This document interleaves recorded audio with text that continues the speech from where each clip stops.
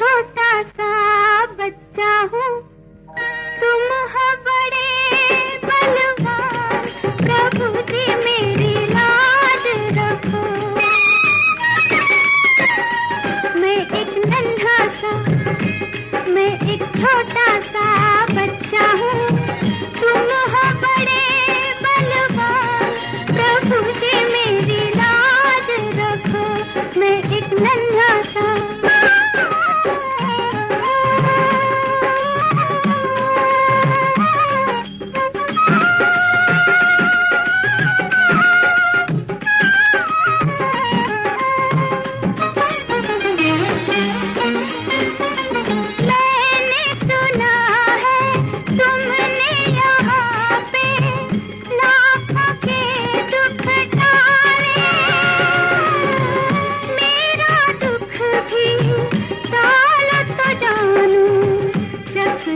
दर्शन वाले।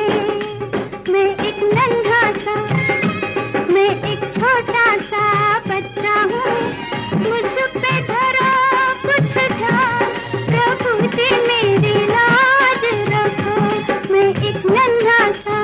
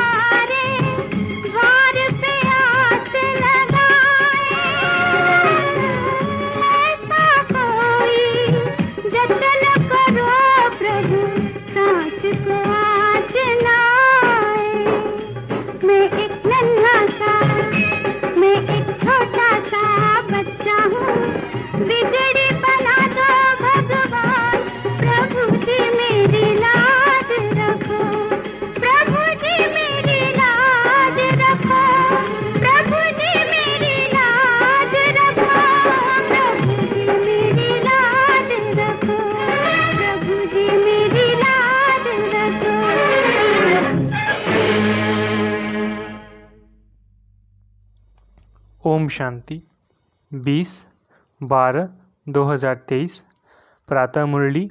ओम शांति। बाप दादा मधुबन। बाबा आज कह रहे हैं, मीठे बच्चे, अपनी रॉयल चलन से सेवा करनी है, श्रीमत पर बुद्धि को रिफाइन बनाना है, माताओं का रिगार्ड रखना है। मीठे बच्चे, अपनी रॉयल चलन से सेवा करनी है, श्रीमत पर बुद्धि को रिफाइन बनाना है, माताओं का रिगार्ड रखना है। प्रश्न, कौन सा कर्तव्य एक बाप का है, किसी मनुष्य का नहीं? उत्तर, सारे विश्व में पीस स्थापन करना ये कर्तव्य बाप का है। मनुष्य भल कितनी भी कॉन्फ्रेंस आदि करते रहें, पीस हो नहीं सकती। शांति का सागर बाप जब बच्चों से पवित्रता की प्रतिज्ञा कराते हैं, तब पीस स्थापन होती है। पवित्र दुनिया में ही शांति है। तुम बच्चे ये बात सबको बड़ी युक्ति से और भपके से समझाओ, तब बाप का नाम बाला हो। गीत, मैं एक नन्हा सा बच्चा हूँ। ओम शांति।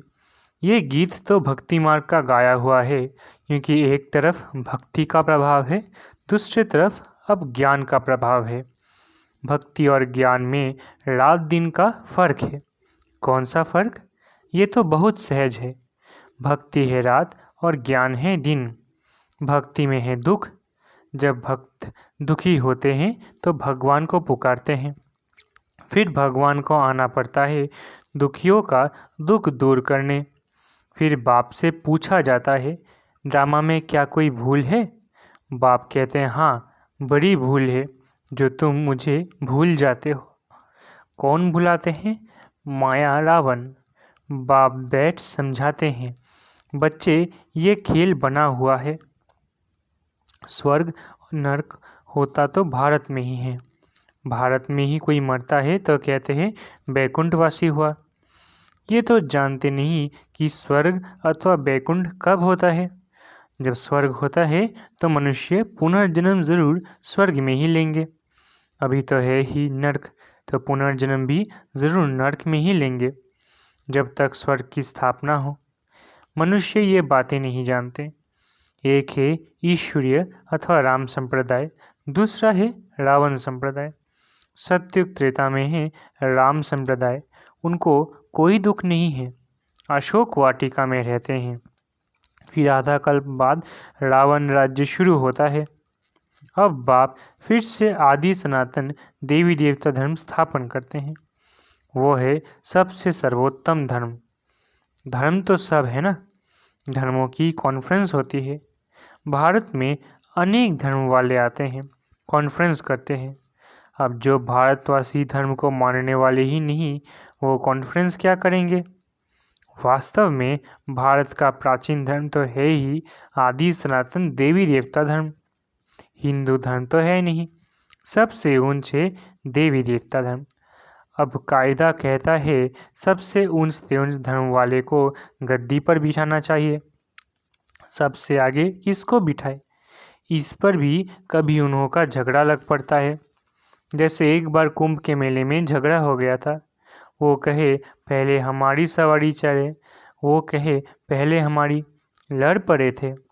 तो अब इस कॉन्फ्रेंस में बच्चों को ये समझाना है कि ऊंच से ऊंच कौन सा धर्म है, वो तो जानते नहीं। बाप कहते हैं आदि सनातन है ही देवी देवता धर्म, जो अब प्राय लोप हो गया है और अपने को हिंदू कहलाने लग पड़े हैं। अब चीन में रहने वाले अपना धर्म चीन तो नहीं कहेंगे। वो लोग तो जिसको नामी ग्रामी देखते हैं उनको मुख्य करके बिठा देते हैं। कायदे अनुसार कॉन्फ्रेंस में तो बहुत आ नहीं सकते, सिर्फ रिलीजन के हेड्स को ही निमंत्रण दिया जाता है।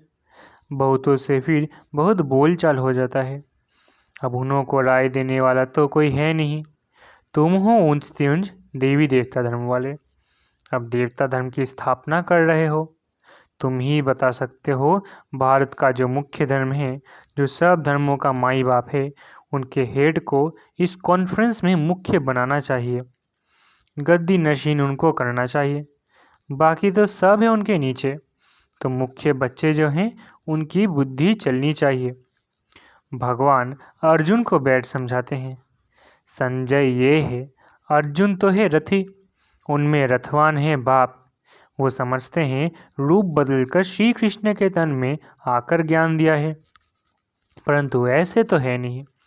अब प्रजापिता भी है, त्रिमूर्ति के ऊपर बहुत अच्छी रीति समझाया जा सकता है। त्रिमूर्ति के ऊपर शिव बाबा का चित्र जरूर चाहिए। वो है सूक्ष्मवतन की रचना। बच्चे समझते हैं ये विष्णु है पालन करता, प्रजापिता ब्रह्मा है स्थापन करता, तो उनका भी चित्र चाहिए। ये बड़ी समझ की बात है। बुद्धि में रहता है प्रजापिता ब्रह्मा जरूर है, विष्णु भी तो चाहिए, जिससे स्थापना कराएंगे उससे ही पालना भी कराएंगे।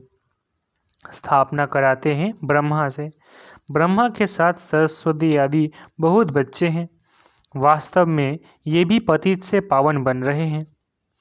तो कॉन्फ्रेंस में आदि सनातन देवी देवता धर्म की हेड जगदम्बा होनी चाहिए, क्योंकि माताओं का बहुत मान है। जगदम्बा का मेला बड़ा भारी लगता है। वो है जगत पिता की बेटी। अब आदि सनातन देवी देवता धर्म की स्थापना हो रही है। गीता एपिसोड रिपीट हो रहा है। ये वही महाभारत की लड़ाई सामने खड़ी है।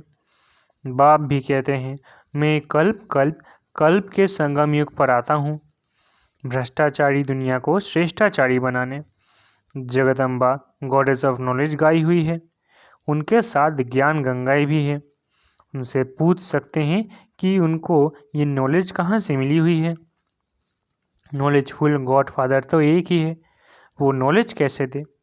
ज़रूर उनको शरीर लेना पड़े। तो ब्रह्मा मुख कमल से सुनाते हैं। ये माताएं बैठ समझाएंगी। कॉन्फ्रेंस में उन्हों को ये मालूम होना चाहिए ना कि बड़ा धर्म कौन सा है। ये तो कोई समझते ही नहीं कि हम आदि सनातन देवी देवता धर्म के हैं। बाप कहते हैं ये धर्म जब प्राय लोप हो जाता है तो मैं आकर फिर स्थापन करता हूँ। अभी देवता धर्म है नहीं, बाकी 3 धर्मों की वृद्धि होती जा रही है, तो ज़रूर देवी देवता धर्म फिर से स्थापन करना पड़े, फिर ये सब धर्म रहेंगे ही नहीं। बाप आते ही हैं आदि सनातन देवी देवता धर्म की स्थापना करने। तुम बच्चियां ही बता सकती हो कि पीस कैसे स्थापन हो सकती है। शांति का सागर तो है ही परम पिता परमात्मा, तो पीस ज़रूर वही स्थापन करेंगे। ज्ञान का सागर, सुख का सागर वही है। गाते भी है पतित पावन आओ, आकर के भारत को पावन राम राज्य बनाओ। पीसफुल तो वही बनाएंगे, ये बाप का ही कर्तव्य है। तुम उनकी मत पर चलने से श्रेष्ठ पद पाते हो। बाप कहते हैं जो मेरे बनेंगे, राजयोग सीखेंगे और पवित्रता की प्रतिज्ञा करेंगे कि बाबा हम पवित्र बन 21 जन्मों का वर्षा लेंगे, वही मालिक बनेंगे, पतित से पावन बनेंगे। पावन है लक्ष्मी नारायण सबसे ऊंच। फिर अभी पावन दुनिया की स्थापना हो रही है। तुम पीस के लिए कॉन्फ्रेंस कर रहे हो, परंतु मनुष्य थोड़ी ही पीस करेंगे। ये तो शांति के सागर बाप का काम है। कॉन्फ्रेंस में बड़े आदमी आते हैं, बहुत मेंबर्स बनते हैं, तो उन्हों को राय भी देने पड़े। फादर शोज सन, शिव बाबा के पोतरे ब्रह्मा के बच्चे हैं, गॉडेस ऑफ नॉलेज। उनको गॉड ने नॉलेज दी है। मनुष्य तो शास्त्रों की नॉलेज पढ़ते हैं।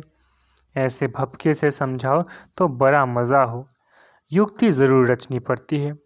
एक तरफ उन्हों की कॉन्फ्रेंस हो और दूसरी तरफ भी तुम्हारी भी भपके से कॉन्फ्रेंस हो। चित्र भी क्लियर है, जिसे झट समझ जाएंगे। उनका ऑक्यूपेशन अलग है, उनका अलग है। ऐसे थोड़ी ही सब एक ही एक है, नहीं, सभी धर्मों का पार्ट अलग अलग है। शांति के लिए मिल करके कार्य करते हैं। कहते हैं रिलीजन इज माइट, परंतु सबसे ताकत वाला कौन? वही आकर के पहला नंबर देवी देवता धर्म की स्थापना करते हैं। ये तुम बच्चे ही जानते हो। दिन प्रतिदिन तुम बच्चों को पॉइंट्स मिलती रहती है। समझाने की पावर भी है। योगी की पावर अच्छी होगी। बाबा कहते हैं ज्ञानी तो आत्मा ही मुझे प्रिय है। ऐसे नहीं कि योगी प्रिय नहीं। जो ज्ञानी होंगे वो योगी भी ज़रूर होंगे। योग परम पिता परमात्मा के साथ रखते हैं। योग बिगर धारणा नहीं होगी। जिनका योग नहीं है तो धारणा भी नहीं है, क्योंकि देह अभिमान बहुत है। बाप तो समझाते हैं आसुरी बुद्धि को दैवी बुद्धि बनाना है। पत्थर बुद्धि को पारस बुद्धि बनाने वाला बाप ईश्वर है। रावण आकर के पत्थर बुद्धि बनाते हैं।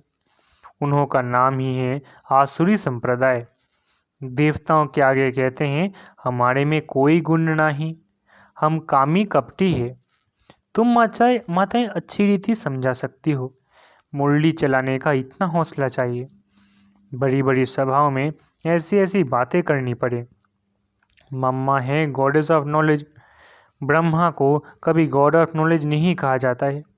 सरस्वती का नाम गाया हुआ है। जिसका जो नाम है वही रखते हैं। माताओं का नाम बाला करना है। कई गोपों को बहुत देह अभिमान है। समझते हैं हम Brahma Kumar God of knowledge नहीं है क्या? अरे खुद ब्रह्मा ही अपने को गॉड ऑफ नॉलेज नहीं कहते। माताओं का बहुत रिगार्ड रखना पड़े। ये माताएं ही जीवन पलटाने वाली है, मनुष्य से देवता बनाने वाली है। माताएं भी हैं, कन्याएं भी हैं। अधर कुमारी का राज तो कोई समझते नहीं। भल शादी की हुई है तो भी ब्रह्मा कुमारियां हैं। ये बड़ी वंडरफुल बातें हैं जिन्हों को बाप से वर्षा लेना है वो समझते हैं। बाकी जिनकी तकदीर में नहीं है वो क्या समझेंगे।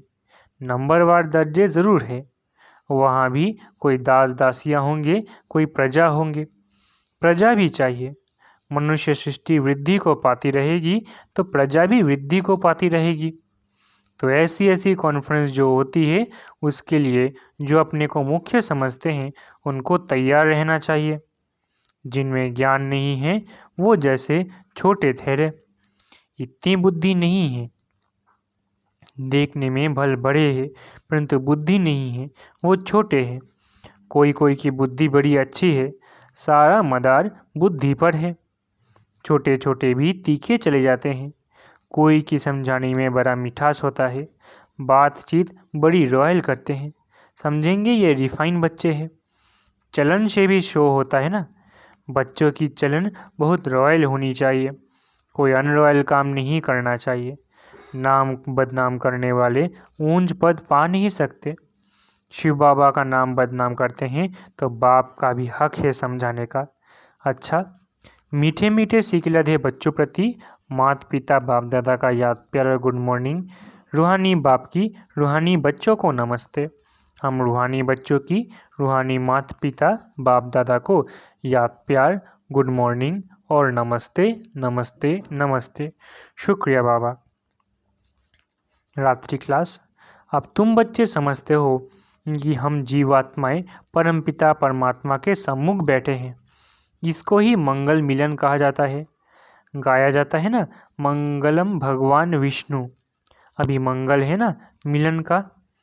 भगवान वर्षा देते हैं विष्णु कुल का, इसलिए मंगलम भगवान विष्णु कहा जाता है। जब बाप मिलते हैं जीवात्माओं से वो मिलन बड़ा सुंदर है। तुम भी समझते हो अभी हम ईश्वरीय बच्चे बने हैं, ईश्वर से अपना वर्षा लेने लिए। बच्चे जानते हैं ईश्वर के वर्षे बाद देवी वर्षा मिलता है, अर्थात स्वर्ग में पुनर्जन्म मिलता है। तो तुम बच्चों को खुशी का पारा चढ़ा रहना चाहिए। तुम जैसा खुशनसीब और सौभाग्यशाली तो कोई नहीं दुनिया में सिवाय ब्राह्मण कुल के, और कोई भी भाग्यशाली हो नहीं सकता। विष्णु कुल सेकंड नंबर में हो गया, वो दैवी गोद हो जाती है। अभी ईश्वरीय गोद है, ये तो ऊंच ठहरे ना। दिलवारा मंदिर ईश्वरीय गोद का मंदिर है, जैसे अम्बा के भी मंदिर है। वो इतना संगम युग का साक्षात्कार नहीं कराते, ये दिलवारा मंदिर संगम युग का साक्षात्कार कराता है। बच्चों को जितनी समझ है उतना और कोई मनुष्य मात्र को हो न सके। जितना तुम ब्राह्मणों को समझ है उतनी देवताओं को भी नहीं। तुम संगमयुगी ब्राह्मण हो। वो संगमयुगी ब्राह्मण की महिमा करते हैं, कहते हैं ब्राह्मण सो देवता बनते हैं। ऐसे ब्राह्मणों को नमः। ब्राह्मण ही नरक को स्वर्ग बनाने की सर्विस करते हैं। ऐसे बच्चों अर्थात ब्राह्मणों को नमस्ते करते हैं। अच्छा, गुड नाइट। धारणा के लिए मुख्य सार। पहला, बाप को प्रिय बनने के लिए ज्ञानी और योगी बनना है, देह अभिमान में नहीं आना है। दूसरा, मुरली चलाने का हौसला रखना है, अपनी चलन से बाप का शो करना है, बातचीत बड़े मिठास से करनी है। वरदान, कर्म भोग को कर्म योग से में परिवर्तन कर सेवा के निमित्त बनने वाले भाग्यवान भव। कर्म भोग को कर्म योग में परिवर्तन कर सेवा के निमित्त बनने वाले भाग्यवान भव। तन का हिसाब किताब कभी प्राप्ति व पुरुषार्थ के मार्ग में विघ्न अनुभव न हो। तन कभी भी सेवा से वंचित होने नहीं दे। भाग्यवान आत्मा कर्म भोग के समय भी किसी न किसी प्रकार से सेवा के निमित्त बन जाती है। कर्म भोग चाहे छोटा हो या बड़ा, उसकी कहानी का विस्तार नहीं करो। उसे वर्णन करना माना समय और शक्ति व्यर्थ गंवाना। योगी जीवन माना कर्म भोग को कर्मयोग में परिवर्तन कर देना, यही है भाग्यवान की निशानी। स्लोगन, दृष्टि में रहम और शुभ भावना हो तो अभिमान व अपमान की दृष्टि समाप्त हो जाएगी। स्लोगन, दृष्टि में रहम और शुभ भावना हो तो अभिमान व अपमान की दृष्टि समाप्त हो जाएगी।